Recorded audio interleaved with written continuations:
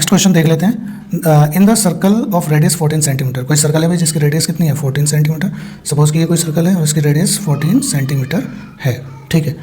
An arc subtend an angle of 60 degree at the centre, मतलब किसी arc से इसमें 60 डिग्री का एंगल बन रहा है, ठीक है। Then the length of arc, तो लेंथ ऑफ आर्क बतानी है, मान लो कि यहाँ से लेकर के ये हमारा ये जो होगी, ये जो पार्ट होगा ये लेंथ ऑफ आर्क होगी। तो लेंथ ऑफ आर्क का फॉर्मूला क्या होता है, लेंथ ऑफ आर्क, इसका जो फॉर्मूला होगा हमारा होगा θ/360 इंटू 2πr, ठीक है। तो थीटा की वैल्यू जो अगर हम यहाँ से देखेंगे, जो ये है हमारा थीटा होगा 60/360 इंटू 2, और पाई की जगह लेंगे हम 22/7, और आर कितना है इसमें, रेडियस कितनी बोली है 14, तो 14 ले लेंगे, 7 से कैंसिल हो जाएगा, ठीक है ये, और ये 0 से 0 कैंसिल हो गया इसका, 6 कम 6 और 6 36, 1/6, तो ये कट भी जाएगा,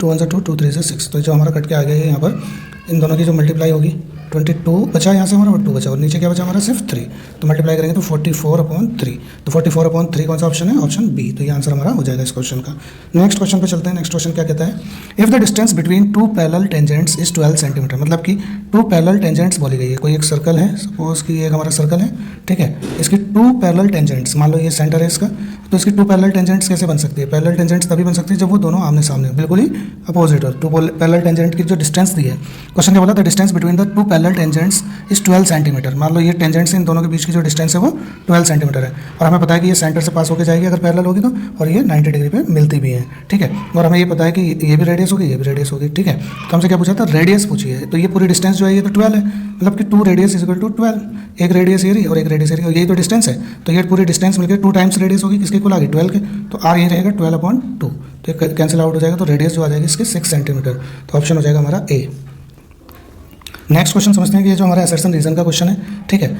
तो ये बताइए आपको किस तरीके से करते हैं, मैं डायरेक्ट इसके आंसर पे पूछता हूँ, ठीक है। असर्शन रीजन के ऑप्शंस तो आपको बताइए कैसे होते हैं, ठीक है। क्वेश्चन असर्शन देखते हैं यहाँ पर क्या बोला है, the probability of getting a prime number when a die is thrown is once. तो पहले एक हम देखते हैं कि अगर कोई डाई थ्रो की जाती है तो क्या क्या आ सकता है, 1 2 3 4 5 6, ठीक है, लेकिन इसने बोला कि probability of getting a prime number, तो प्राइम नंबर कौन कौन से इसमें हमारे पास, प्राइम नंबर हम कहेंगे कि 2 3 और 6, तो कितने नंबर हो गए, 3 नंबर हो गए, और टोटल कितने हैं 6, तो ये हो जाएगा 3/6, कैंसिल हो जाएगा तो 1/2, तो ये बात तो ठीक है कि प्रोबेबिलिटी जो है, अगर हम प्रोबेबिलिटी फाइंड करेंगे प्राइम नंबर की, अगर कोई डाइस थ्रो किया जाएगा तो 1/2 आएगी, तो ये तो सही होगा। रीजन देखते हैं, on the face of a die prime number are 2 3 5, ये भी सही बात है कि अगर हम डाई फेंकेंगे थ्रो करेंगे तो उसमें प्राइम नंबर जो आएंगे हमारे 2 3 5 आएंगे, तो ये दोनों ही क्या हो गए, सही हो गए, इसको सही से एक्सप्लेन करता है, तो ऑप्शन क्या हो जाएगा इसका, असर्शन भी सही है, रीजन भी सही है, इसका ऑप्शन हो जाएगा ए वाला ऑप्शन जो होगा वो हमारा सही हो जाएगा। नेक्स्ट क्वेश्चन समझते हैं। क्वेश्चन जो है नेक्स्ट हमारा